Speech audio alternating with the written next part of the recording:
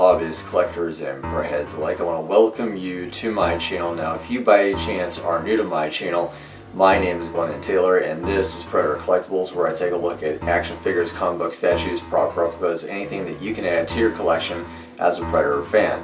Now, hold on to your hats because this is going to be a really interesting video, and I want you to stick around to the end of this review because I do have something to show you that I got for my birthday, being since it was last Friday, and it does complement today's item. And today's item is in fact a 2014 NECA NES variant. And the reason I'm doing this is because last week, if you again are new to my channel, I was able to play the 1989 cartridge version of Predator on my 1988 Nintendo Entertainment System console that I pretty much have had since I was a kid.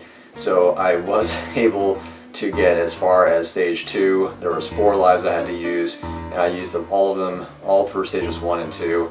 And that cheeky little bastard of a gorilla soldier killed me at the last minute, right where the door was in the upper right hand corner, and it was game over for me. And unfortunately, you know, it is what it is, but those NES games back in the 80s were very brutal, and once you were able to be beaten, you had to go all the way to the back at the beginning of the game. So I'm really excited to have the NES version of NECA's figure from 2014. So let's get on this review, and make sure you stick around to the end of this review to show you again what else I got to complement this figure. Like in all of my videos, I do actually try to look at the box first, so that's exactly what we're going to be doing today.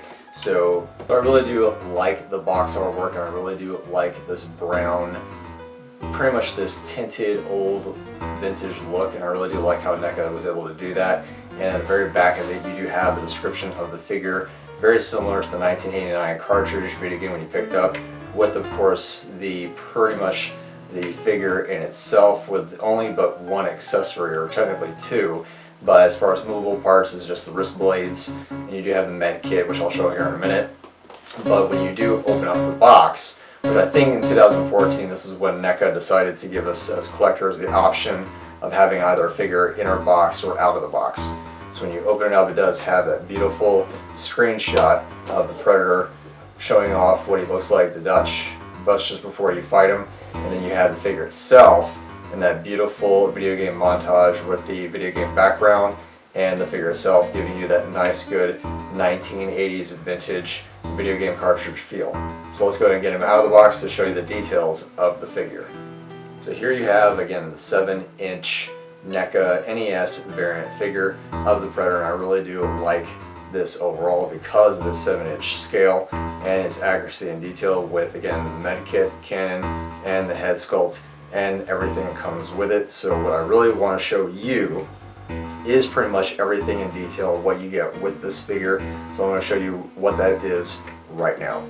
So what I like really is again the gauntlet blades, and these of course are a little much more better than I think in previous versions. I don't know if you can hear that. But these are actually a lot more durable as far as plastic goes. And I think nowadays, I'm not sure exactly why NECA has decided to go with a little more flexibility in their blades, but these do extend out, and they of course will retract again. Now, based upon articulation, as you probably notice, that with this particular figure, you can only go up so much in relation to joint balls because of the gauntlet is preventing the figure to go any higher than that because of the gauntlet, and it's unfortunate, but it is this particular piece of armor that does not give you the full range of mobility, except for of course the ball joint hand. But that's pretty much all you get as far as the forearm goes. Then of course when you reach over, that's also because of this armor, that's all the articulation you're able to get as far as range of motion. It's not a complete adjacent to his shoulder, but that's pretty much where all you can as far as the armor goes.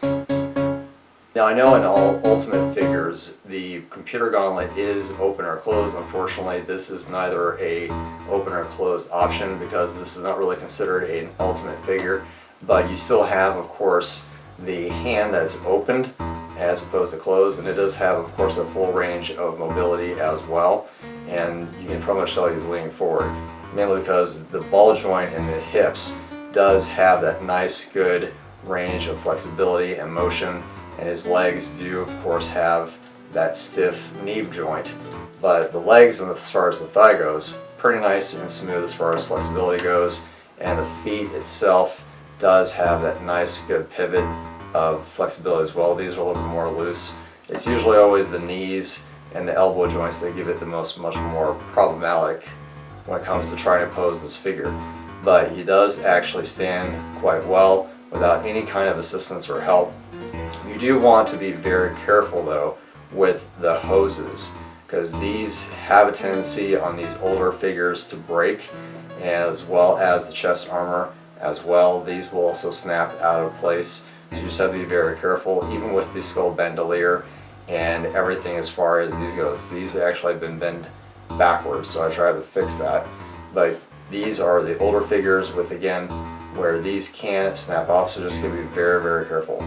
Now my favorite part is the upper torso of the figure, because you do have, of course, the cannon, and it does have that ball joint that does move up and down. So I'm just being very careful, because again, these can still snap and break, but it does actually pivot left and right, up and down. So I do really like that as an option, and I love the head sculpt and the paint on this, mainly because it does have pretty much all the paints you can, as far as purple, blue, running into where it would shadow or hide, depending upon which angle he looks at. That I really do love. Now, in relation to the sculptability of the dreads, these do hinder movement and mobility. So because they're very stiff, as you can probably tell, you really cannot turn any more tighter because of the med kit. So I don't know if you can see it or not. The more I turn, the actual dreads are preventing it from going any farther because of the med kit. Now the med kit does come off.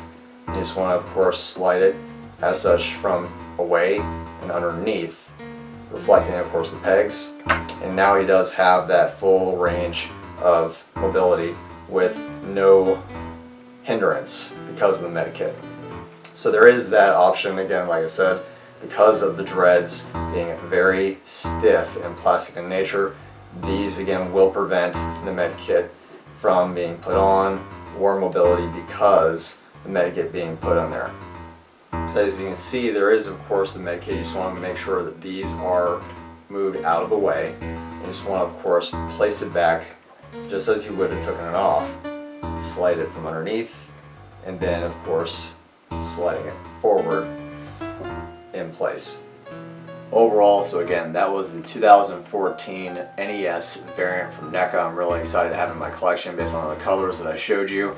Now, if you stuck around to the end of this review, let me go ahead and show you what I was referring to at the beginning, because I'm really excited to have it, and it complements this NECA figure very nicely. So let me show you what that is. So like I said, I had a very good reason for showing you this. As you can tell, this is an art print done by Mr. Stephen Holiday, and this particular print, I know it's not in the exact same dimensions that the frame that it needs to be in, but this is his Nintendo Entertainment variant. There's actually 4 different versions of this print.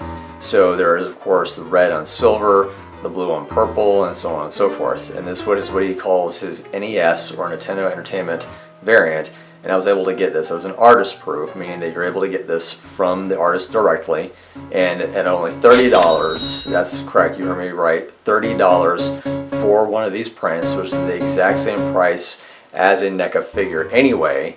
You can also get not only the figure, but the print to complement the figure. So if you already have the Nintendo Entertainment figure itself from NECA, what better way to getting the Nintendo Entertainment variant of a print as well from Mr. Stephen Holiday. I will leave a link for that down in the description to not only help out an artist during these rough financial times in the world as it is today, but you'll also be adding something really cool to complement your NECA collection in your Predator Man Cave. So like I said, I'm really happy to have this for my birthday. Thank you again, Stephen Holiday, for artists like you to bring out fantastic work like this. And in my personal opinion, I'm really glad to have something that complements a figure, and pretty much just the print as well. So as you already can tell based upon the colors and everything with the purple and blue, it also does have the purple and blue on the figure. So again, I hope you're able to grab one, and I'll leave that link down in the description.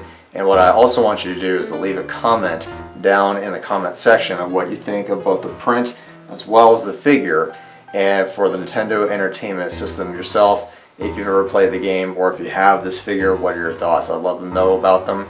And again, hopefully I'll be able to still get the PS4 for the Predator Hunting Grounds for Saturday, April 25th.